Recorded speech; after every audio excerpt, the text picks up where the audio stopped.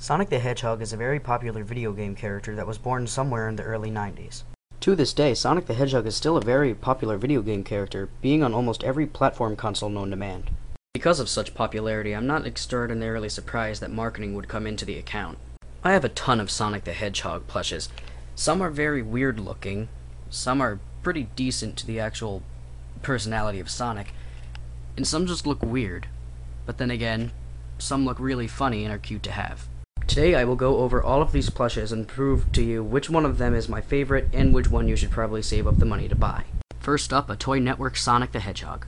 Toy Network is the most well-known company producing Sonic the Hedgehog plushes. These aren't very hard to come across, as you can win these guys out of grabbing machines or at carnivals or fairs. Toy Network has been marketing these Sonic plushes since I believe 2000 or 2001. And they have been trying to fix up the designs lately, but really I see no difference, and when I do see a difference, it's mostly negative.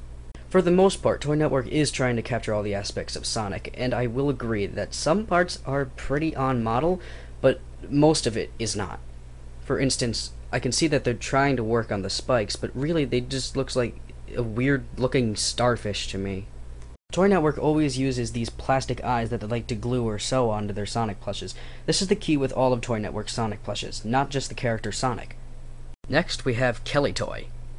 Just like the Toy Network Sonic, coming across Kelly Toy Sonics isn't very complicated. You can win these guys out of grabbing machines, or you can go to the Great Escape and these guys could be prizes.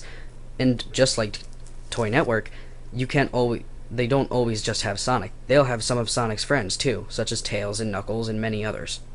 These plushes that Kelly Toy makes are very on-model and very off-model.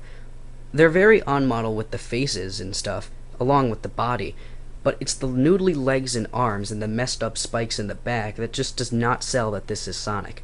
It's still a very decent plush, and it's constructed decently, but the model itself is very weird. Next up is Jazzwares. Now, you can actually buy these Jazzwares plushes at Toys R Us, FYE, and a few other places, but I would mainly go to Toys R Us because the prices there are usually a bit lower than they are at other places. This is Jazzwares' first attempt at making a Sonic the Hedgehog plush.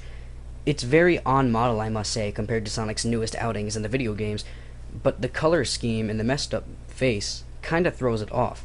The arms seem a bit stubby, but for the most part, it's a decent plush and it does capture what Sonic is all about. The ears are constructed a bit weirdly, but the spikes themselves are very nice.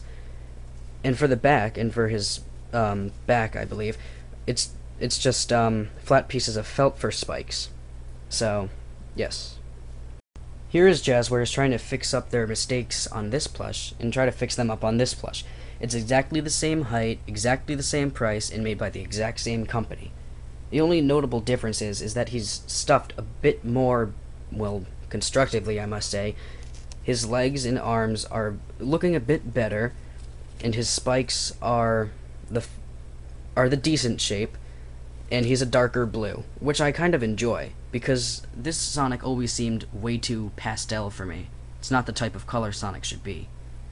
They also fixed up his mouth a bit, but for some reason, whenever I look at this plush, he kind of looks like a monkey to me. But then again, that could just be me. Jazzwares' latest 8-inch Sonic is the classic Sonic for the new game Sonic Generations, and Sonic's 20th anniversary. They've captured classic Sonic almost perfectly, trying to make him look like he did in Sonic the Hedgehog 2 way back on the Genesis. He does not have soles at the bottom of his feet, and his spikes are a bit more small, and he's definitely stubby and fatter. For the most part, this is a very decent classic Sonic plush if your children like to play with these plushes, but for collectors, I would try and go for something a bit more decent and on-model, and that's going to be next. This is a GE Classic Sonic plush. You can buy these guys at FYE, if you still have FYEs around. And if you can't, well, these guys are on the internet on almost every site that sells Sonic stuff. These guys can go for either very steep prices or very decent prices. It depends on what site you're buying from. I think this is the most on-model Sonic plush I've ever seen in my days. The spikes are absolutely perfect with classic Sonic. It looks exactly like he did in Sonic 2. The stuffing is absolutely phenomenal. The construction is very well too. He even has his little finger pose right here from the box art from Sonic 1. His black eyes are perfect and they are embroidered onto the face along with his nose, or mouth, my bad.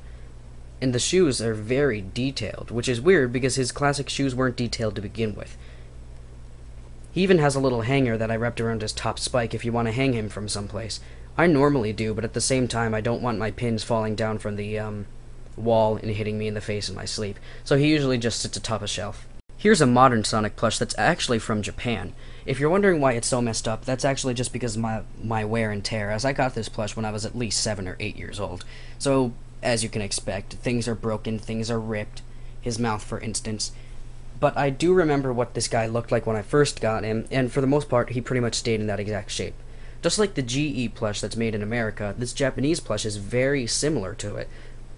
Which, it's so similar, modern actually looks like classic, as he has a very fat stomach, short little legs, and a big fat head with spikes. But then again, Sonic always has spikes, but these spikes just remind me of the classic Sonic. So it looks like Japan was trying to do a little bit of both, but it kind of fell flat on his face, as the mixture of these things do not go well together in my opinion. The shoes are nice, with a very metallic and silver type of bottom, no treads however, but I don't expect those on plushes to begin with. The hands are constructed very well, with individual fingers. Here's a very curious, cute, and little silly type of guy that I found on eBay. It's one of the very first Sonic plushes from Japan, made around the same year that the game was first made for the Sega Genesis.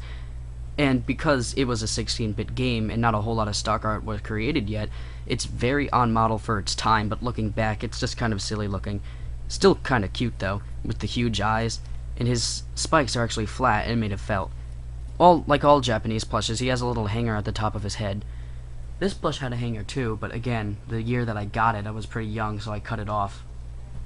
Out of all these plushes, I'd have to say that my favorite is the little stringy Sonic over there. Not sure why, something about him just makes me smile, the cuteness. For children who like to play with toys, I would recommend the Toy Network, the Kelly Toy, and the Jazzwares plushes.